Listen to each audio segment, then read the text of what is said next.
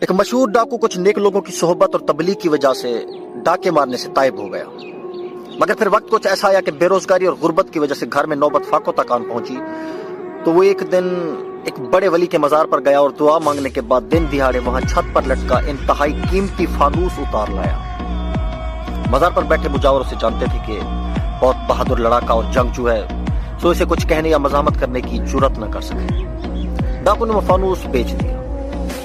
مزار کے گدے نشین اور مجاوروں نے ڈکیتی کا پرچہ کروا دیا اور کیس عدالت میں چلا گیا۔ جج صاحب نے ڈاکو کو عدالت میں طلب کیا۔ یہ واقعہ حیدرآباد سندھ کے ایک مشہور مزار کا ہے۔